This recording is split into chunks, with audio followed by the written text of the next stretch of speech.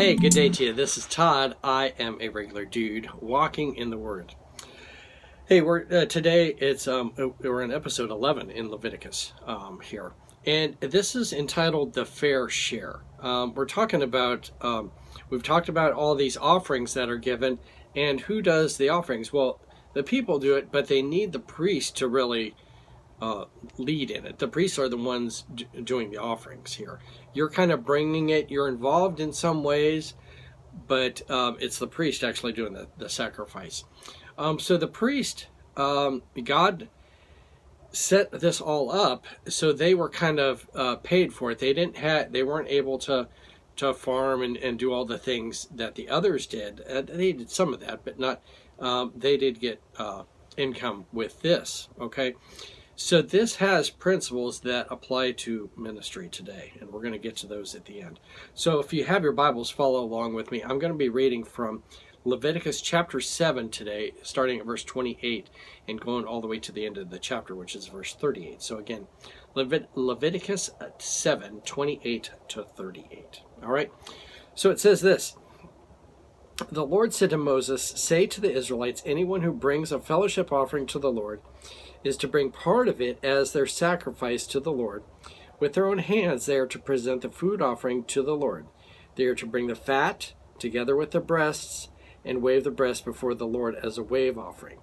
The priest shall burn the fat on the altar, but the breast belongs to Aaron and his sons. You are to give the right thigh of your fellowship offering to the priest as a contribution. The son of Aaron who offers the blood and the fat of the fellowship offering shall have the right thigh as his share. From the fellowship offerings of the Israelites I have taken the breast that is waved and the thigh that is presented, and have given them to the Aaron, the priest, and his sons as their perpetual share from the Israelites. This is the portion of food offerings presented to the Lord that were allotted to Aaron and his sons on the day that they were presented to serve the Lord as priests. On that day they were anointed. The Lord commanded that the Israelites give this to them as their perpetual share for the generations to come. It wasn't just a one-time thing. This was an ongoing thing as long as they were priests. This then are the regulations for the burnt offerings, the grain offerings, the sin offerings, the guilt offerings, the ordination offerings, and the fellowship offerings which the Lord gave to Moses on Mount Sinai in the desert of Sinai on the day that he commanded the Israelites to bring their offerings to the Lord. Okay? So, several things here I want to point out here is this. The priests were to get a portion of the sacrifice, and that was just kind of their payment for doing this. It was a built-in system to take care of the priest, so the priest could do that.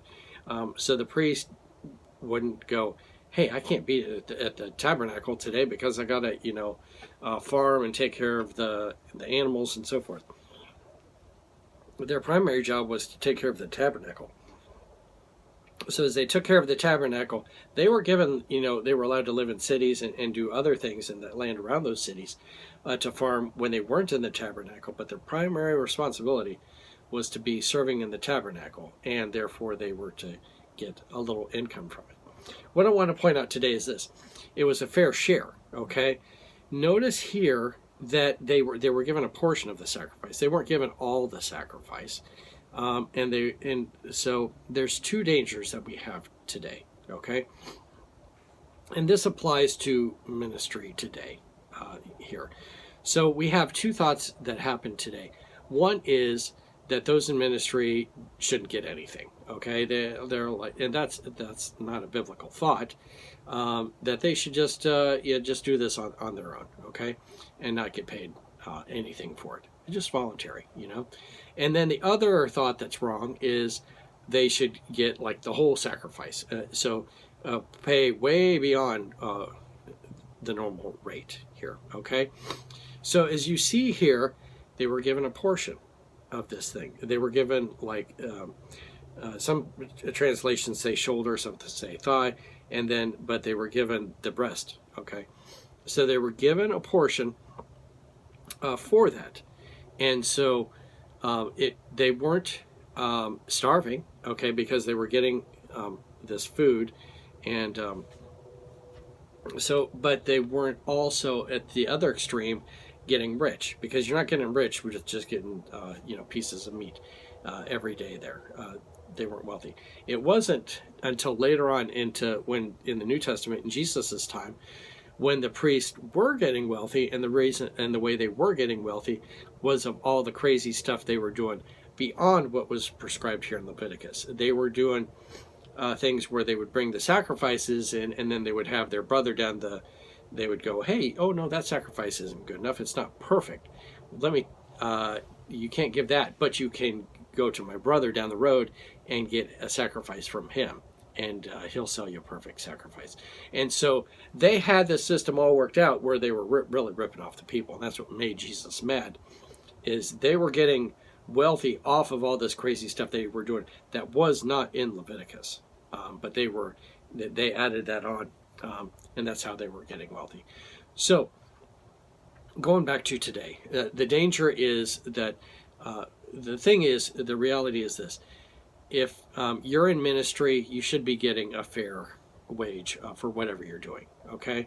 For me, doing this, doing the regular dude, I don't get anything, and I don't want anything, because I have a good job that I'm doing during the day. This is just kind of a side hustle that I do, and so I don't want any extra money for this, because I have that other job that's paying me well.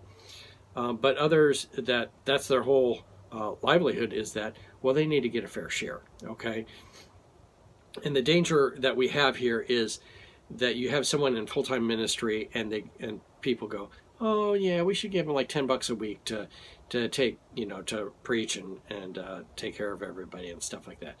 And you're like, what kind of craziness is that? Okay, that's not a fair portion. Okay, that's like giving, that'd be like Aaron and his sons getting a toe or something, off everything.